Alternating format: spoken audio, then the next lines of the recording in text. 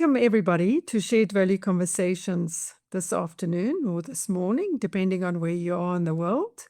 And this is where we explore the intersection of shared value. We talk about ESG, we talk about sustainability, we talk about entrepreneurship, we talk about gender equality, and everything that relates to the African economy.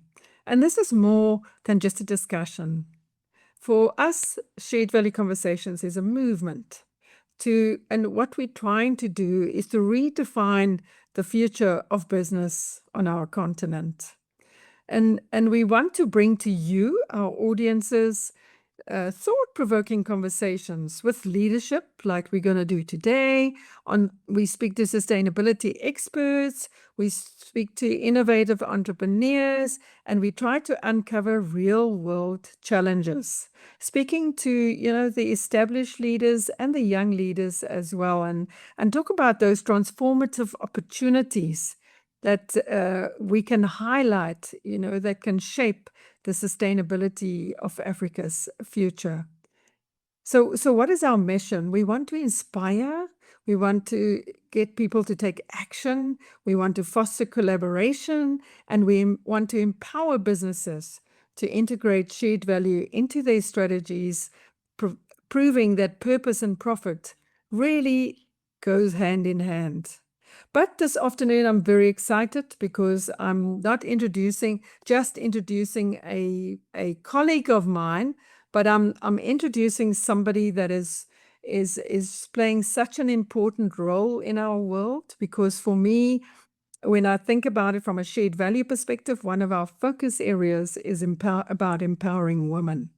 So today, I want to introduce to you Joy Ruwodo, who is the head of our Gender Equality, Shared Value Africa Gender Equality Unit. And Joy has worked with us for quite a few years already, but officially took hold of the Gender Equality Unit in 2024. Hey, Joy, that's right. Yes, that's correct. Yeah.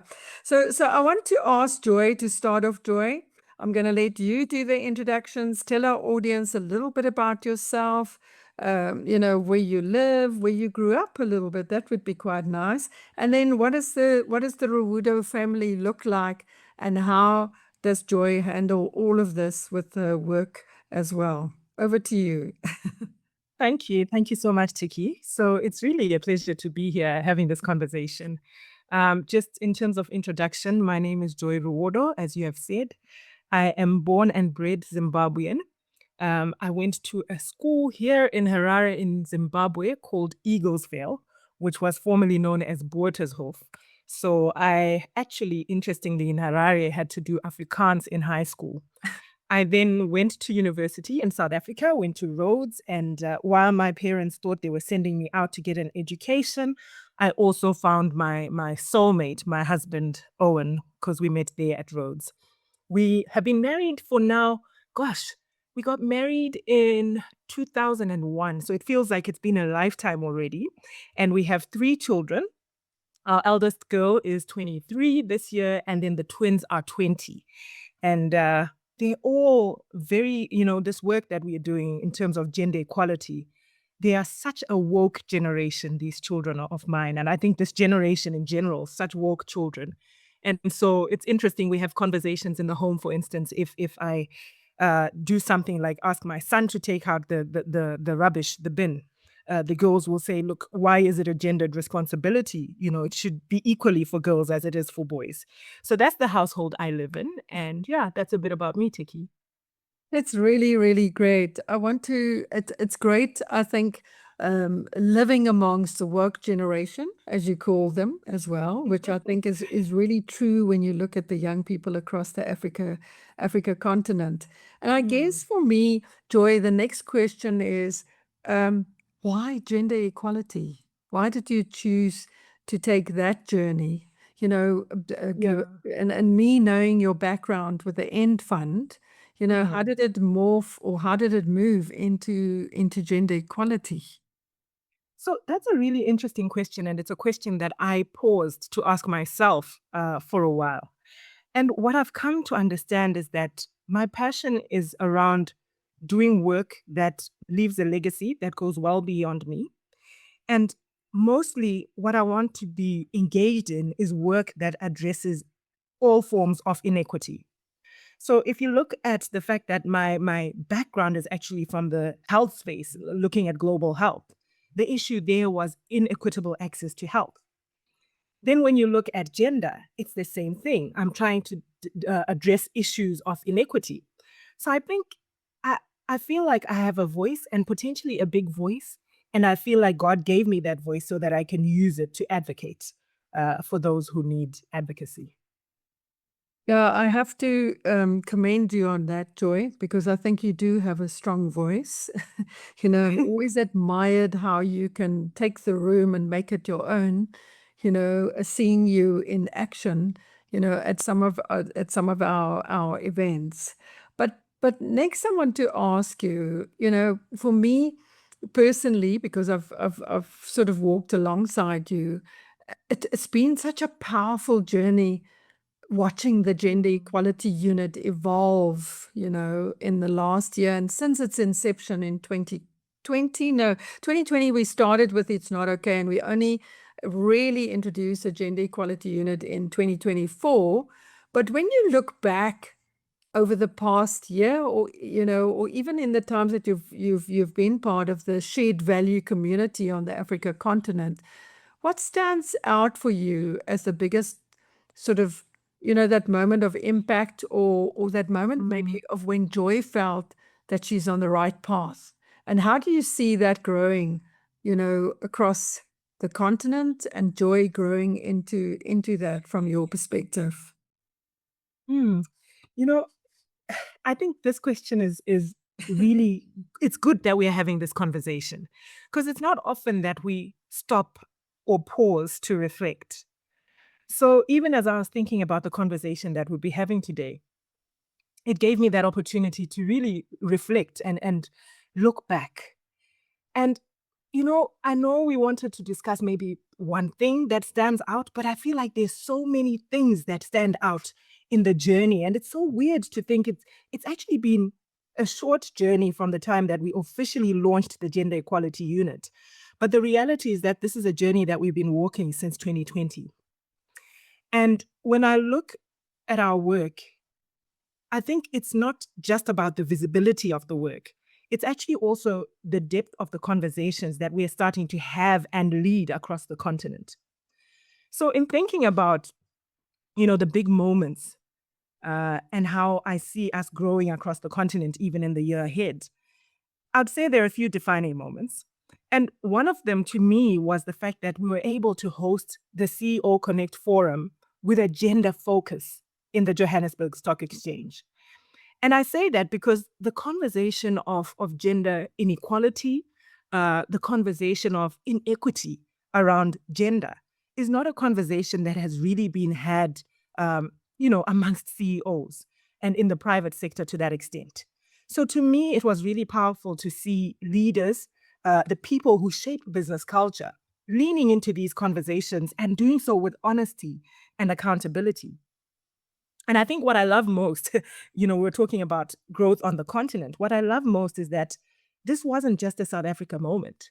Just this year, we were able to take the same dialogue to Lagos in Nigeria. And we saw the same kind of energy there. Proof that the appetite for gender equality is actually, it's alive and well in the Pan-African context. Then shifting a little bit, I think another big moment for me was when we were entrusted with crafting the Women in Mining strategy for the Minerals Council of South Africa. Now, that's a sector that we know historically has been male dominated. And in fact, to this day, it remains male dominated. But the fact that the council trusted our team to lead that work, to bring a gender lens to such a technical, high impact space, to me really affirmed the credibility of our work and the credibility of our approach. So I think we're not just talking about inclusion, we're actually helping to do so across sectors in different industries and helping them to redesign themselves for this conversation. I could go on and on, Tiki. Should I pause? Do you have any questions? No, no. I just want to say I can hear the passion in your voice, for the work that you are doing, which is really I want to say it's so comforting to hear that, because I think sometimes is specifically in this space that we're working in, and more so than me, that it's not an easy space to work in. Mm. It isn't.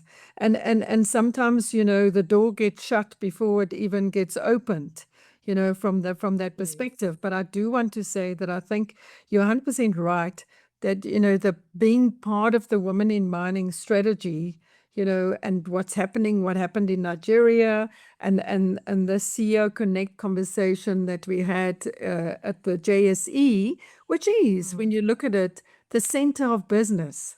So it was really, really a great, I almost want to say, achievement from a Shared Value Yes. Africa Gender Equality Unit to lead that conversation. And I want to say thank you to you for leading that conversation, you know what I mean, on behalf of Shared Value Africa. But I want to ask you another question. We always say that gender equality isn't just the right thing to do, it's smart business. So we Mhm. get all of these CEOs into these conversations, but how do you think we can better help companies, to see that Yes. connection? Because I sometimes think that people don't see the connection. And I think, if I think about the work that we're currently doing about the risk, what is that Mm. risk from a business perspective that our CEOs are missing, that they actually need to take, what I mean, responsibility for, and actually start, looking at from an internal perspective. So what can companies, what I mean, how can they build that connection between Mm. creating safer spaces? Yeah. So, Tiki, as I was talking about some of the things that we've managed to achieve in the last, period of time, I didn't even touch on the work that we did in partnership with the International Finance Corporation and the development of our respected work training, which I believe was transformative. I mean, when we started out, and I say when we, because I feel like I have been a part of the Shared Value Africa journey since inception. But in 2020, when we launched the It's Not Okay campaign, we were looking at it from an advocacy point of view. And I feel like the biggest transformation has been in us coming from the advocacy point to action. And in developing and rolling out the kind of program that we did, it moves from just being theoretical to actually equipping organizations with the kinds of tools that they need to prevent and to respond to gender-based violence and harassment. And all of this, I think, really was kickstarted by the important work that the Shared Value Africa team did in conducting the research on the costly impact of gender-based violence in South Africa. And I feel like for the first time, we're able to put a number to the cost of gender-based violence. And we're looking at more in excess of 36 billion rand every year that the economy is losing on account of the costs that come with gender-based violence. And so this is the very reason why we say it's not just a social issue. It's actually a business and economic imperative. And so when it comes to what we are doing with the private sector, I think the heart of what shared value is about turning purpose into performance. And so it sounds cheesy, but I would say that gender equality isn't actually charity. It's in fact strategy. And I think companies are starting to see that. They're starting to see that preventing workplace harassment and building inclusive cultures isn't just the right thing to do. It's actually smart business, as we often say in our world. So programs like the Respected Work training that we offer, we've seen them help organizations start to connect the dots between respect and trust and performance. And when people feel psychologically safe, they actually become more innovative, they're more loyal, and they're more productive. So those are measurable aspects of business. And in helping companies to connect to ESG performance, how gender equity is part of what investors and consumers now actually demand, creating that gender safe workplace moves from being a soft issue to it's actually a game changer.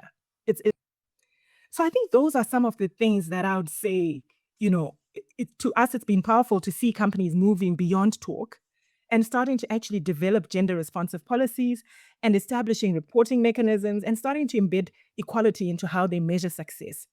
How often do we pause to think about something as basic as unconscious bias? We all want to believe that we don't have any biases. But the reality is that in the way we recruit, in the way we manage performance within the workplace, in the way we decide who goes for promotion or not, all of that can be influenced by norms that we're not taking into account. And these are some of the conversations that we're having within the private sector. I think, Joy, as you're talking, and I think one of the big things, I mean, I love the advocacy to action, that we have and what you advocate.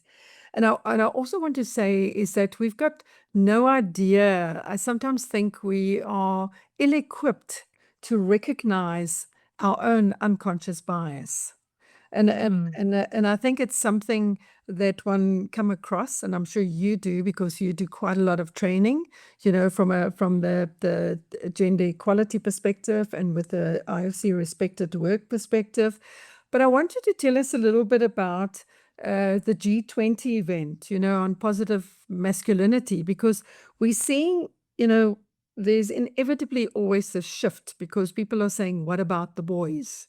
What about the men? Because when you talk about gender equality, the assumption is made immediately that it's only about, women. But actually, you were talking about it. It's about gender equity. That's what it's about. So share a little bit with us on the G20 event and positive masculinity, and what was the discussions like from a private sector perspective there?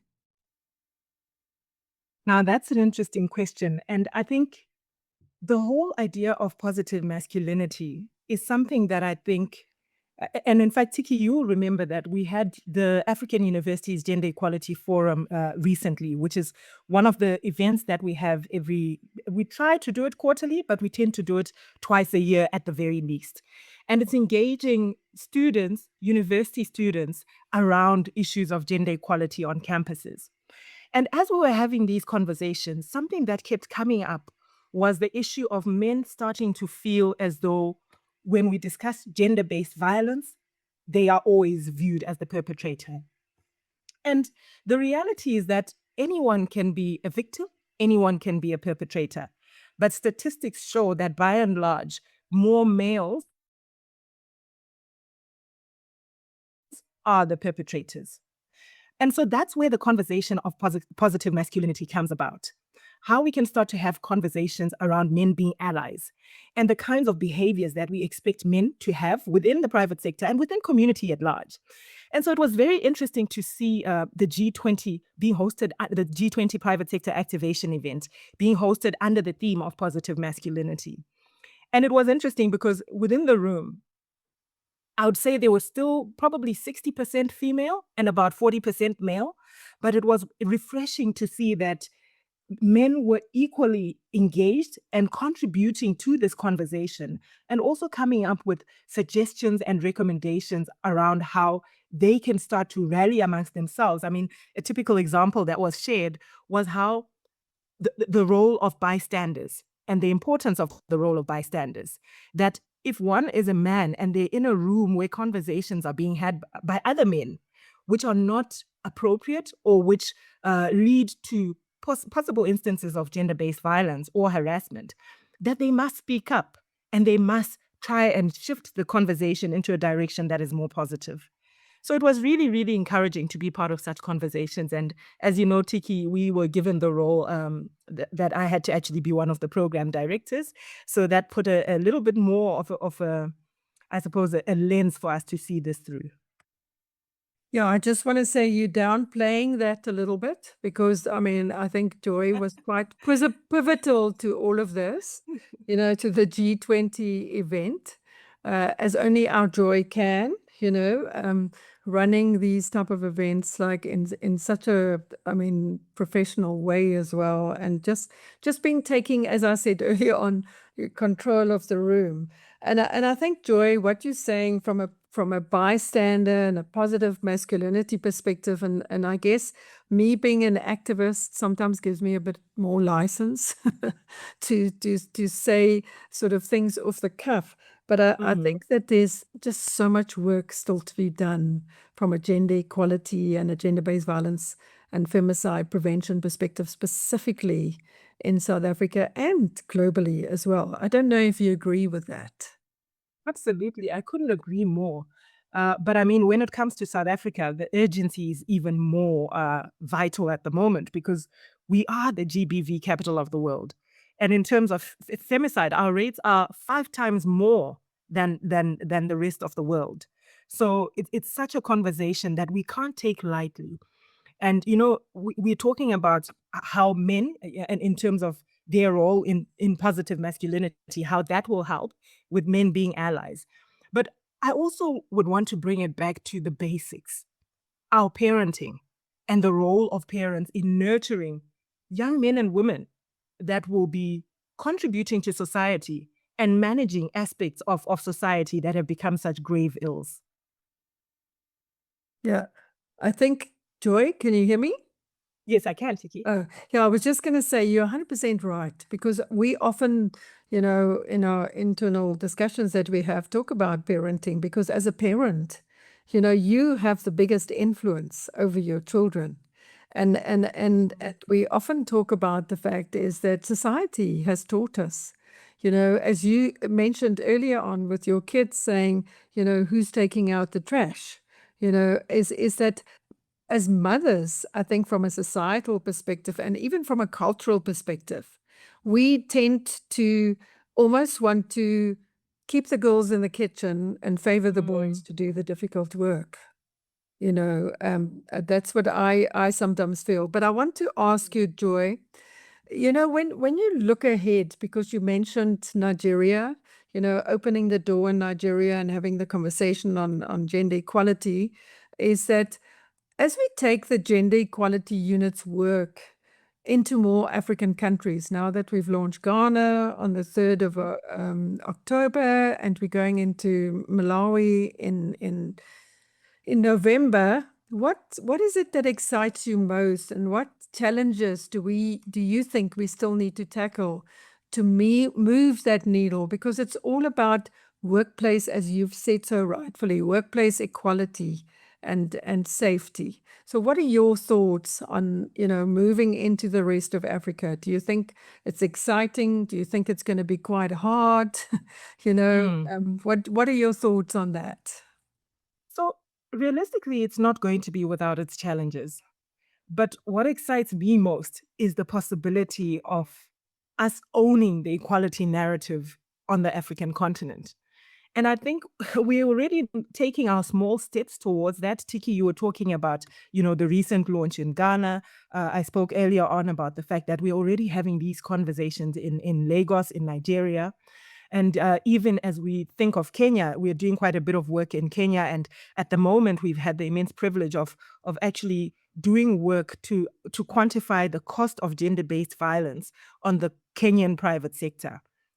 And so all of this says to me that we do have a role to play. And I think we're doing our bit towards it.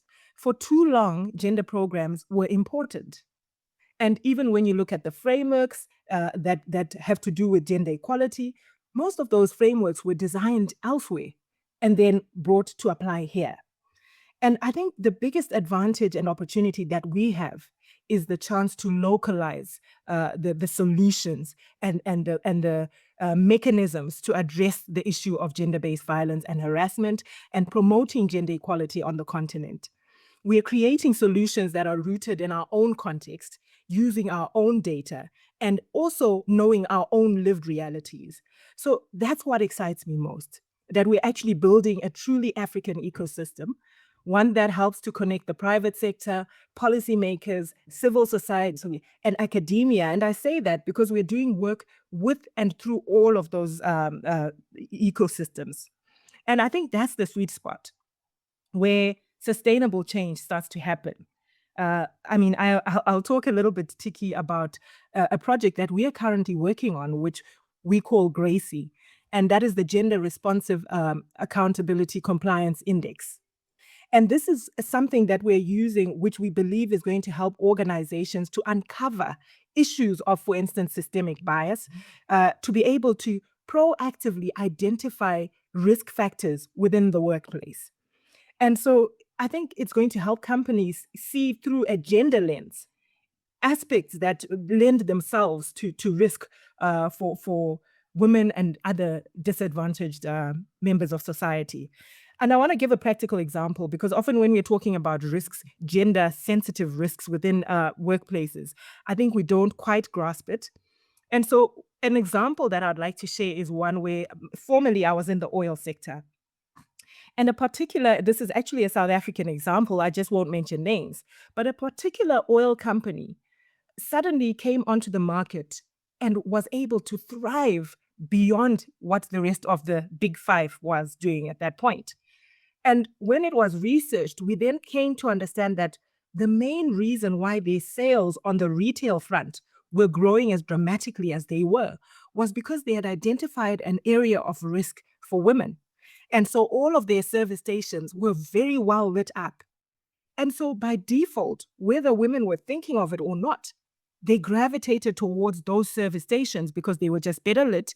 And so they felt more secure and they preferred to go and fuel up there.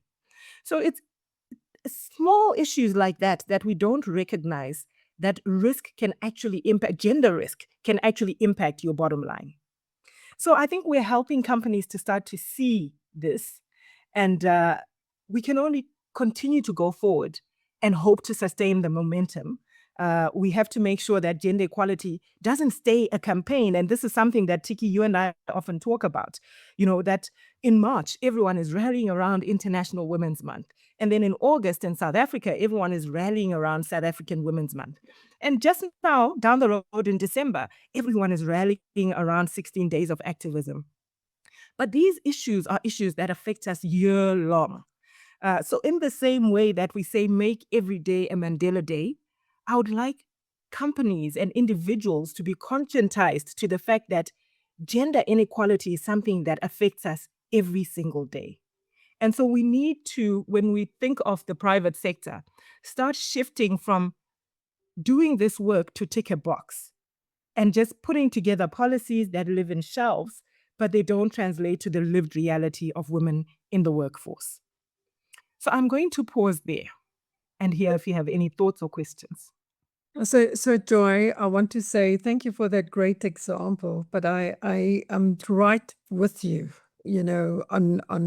on the risk.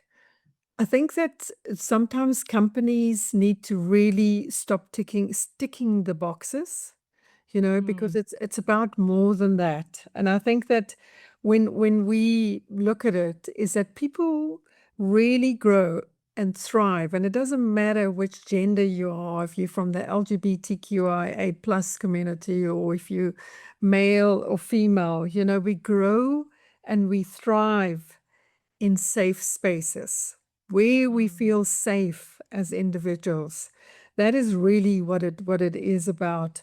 But I want to ask you, Joy, is that when we think about young entrepreneurs and we think about young businesses, and obviously more established businesses, as you've just said now, they've got policies and practices in place, but what we found through our research, that there are still places that I want to say that the staff has not been exposed to those policies, and there's a lot of work to be done from a private sector perspective.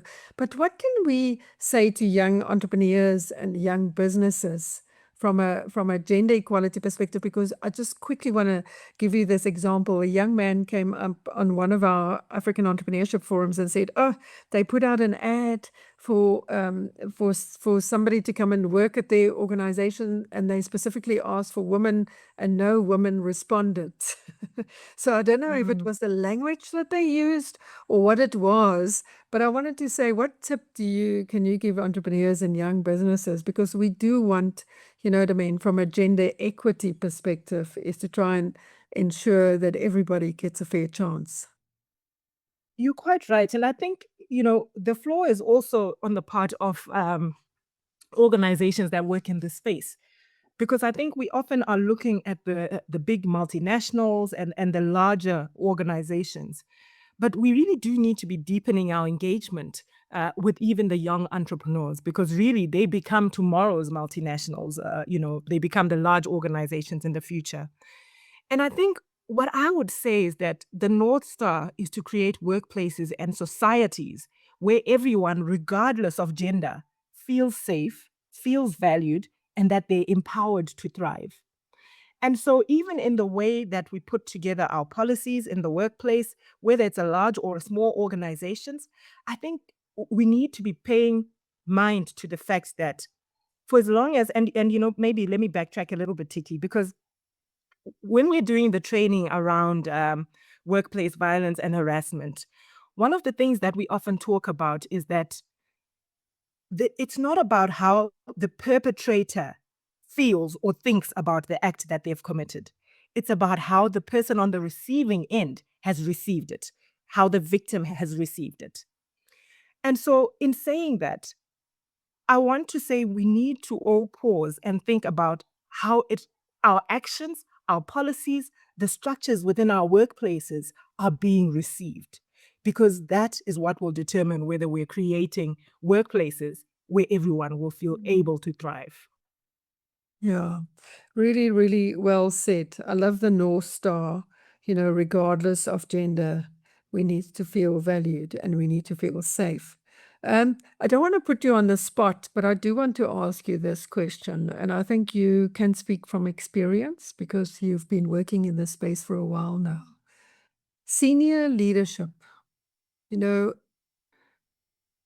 I almost want to say, is our senior leadership sort of, I don't think I can call it equipped, but Sorry, have they Tiki, I been lost you for a sensitized? moment. Oh, I want to talk about senior leadership. Can you hear me Yes, now? I can hear you now. Okay, sorry about that. I want to talk a little bit about senior leadership, and I think you've worked in this space for a long time now. Is that how well sensitized our senior leadership to what gender-based violence and harassment really is like in the workplace? And I'm not trying to diss our senior leadership. It's just to try and demonstrate to our listeners that, there's a lot of training and learning that needs to be done. Absolutely. And Tiki, you're putting me in the spot on the spot a little bit with that question. Because you will know from a lot of the work that we've done, a lot of the engagement that we've had. I mean, we recently were conducting focus groups on this particular discussion point, as well as key informant interviews. And one of the aspects that bothered me the most was how many people were saying that the biggest perpetrators are actually the senior leadership. And this goes across sectors, whether we're looking at the private sector or the public sector. The sentiment was the same across the board. The feeling that it is those directors, the CEOs that tend to be the perpetrators, the ones that tend to abuse the fact that there's an intern under their watch who doesn't know any better, who's afraid. And Tiki, we often speak about, one of the biggest causes of gender-based violence and harassment is the power imbalance. And so oftentimes people in senior leadership positions abuse their power, and by so doing will victimize people either through harassing them or even worse. And so I don't want to throw the baby out with the bathwater. What is the saying, Tiki? Yeah, yeah, it is. So, you know the saying. Yeah, But in short, what I wanted to say is that, obviously you have, some senior leaders that have the right ethics, and that will not abuse their power. But very often the biggest challenge that we have is that leaders are misusing their power.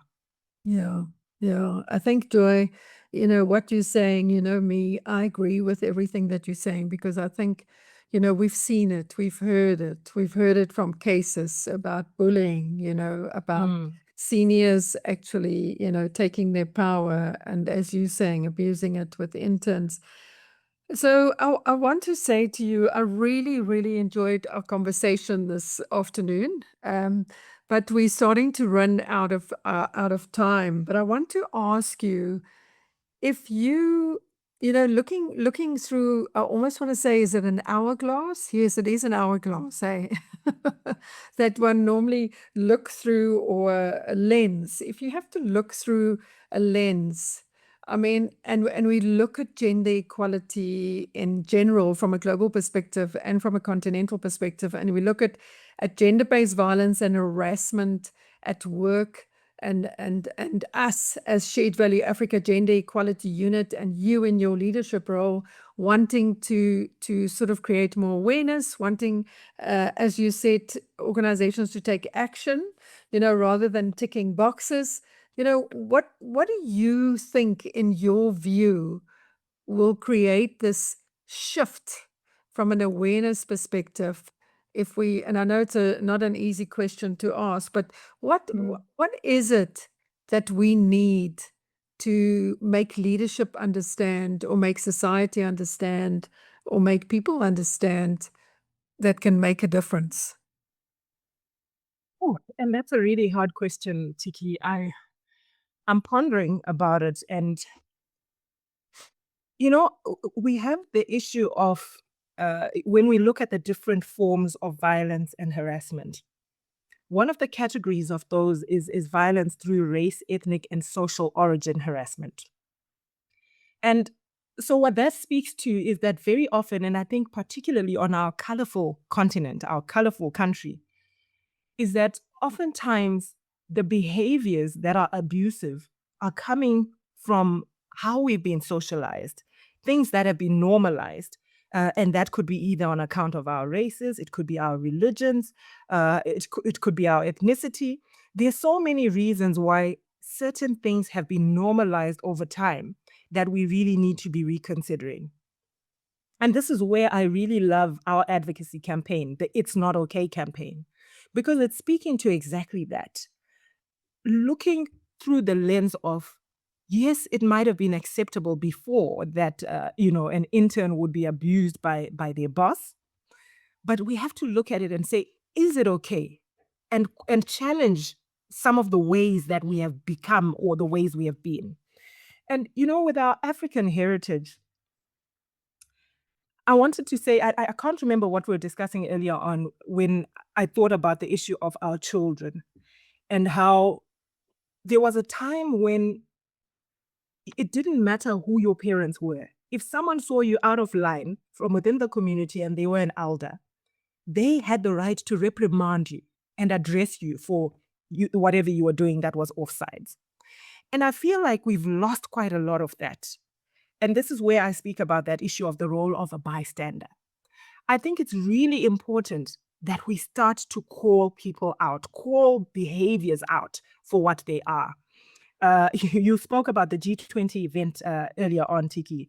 And one of the conversations that really stuck with me was a conversation around how we shouldn't call it gender based violence. We should call it what it is. It is beatings, it is killings, it's murder, or whatever it actually is.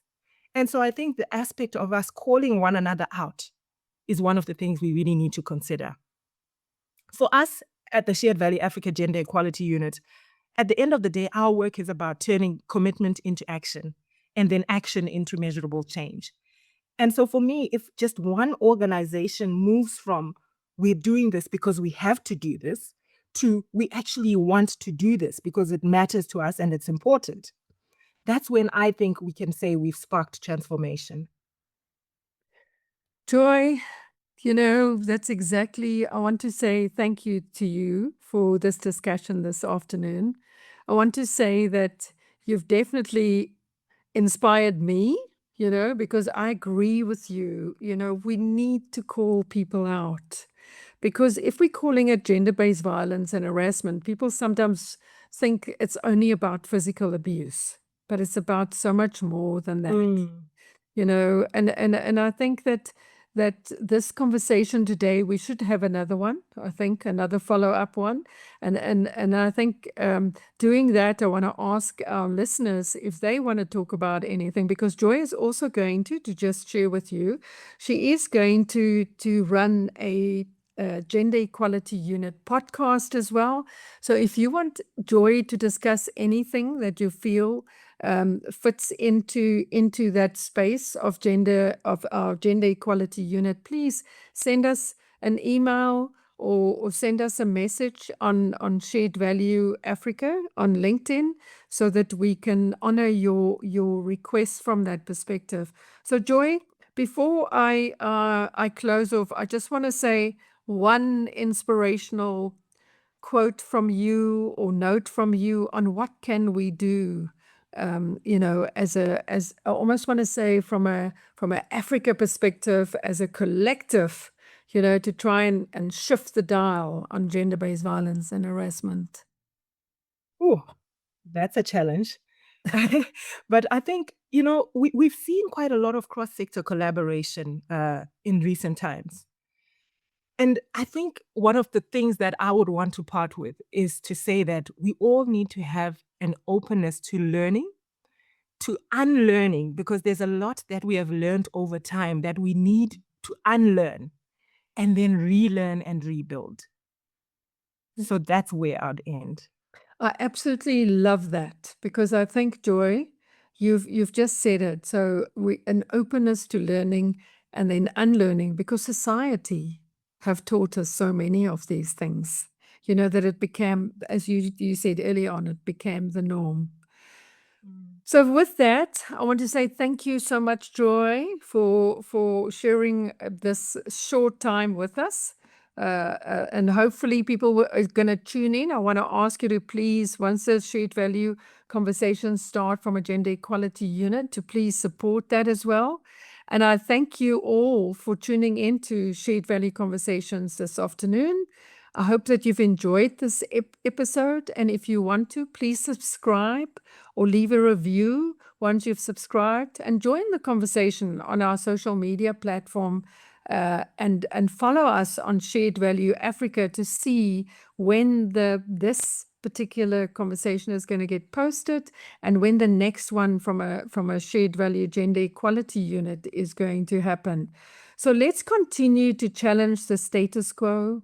We need to foster collaboration, and for me, always what I say specifically to our young people, question things. You've got to question things. And let's together create lasting impact. So thank you all for listening, and thank you so much, Joy, for sharing this time with us this afternoon, and look forward to future conversations.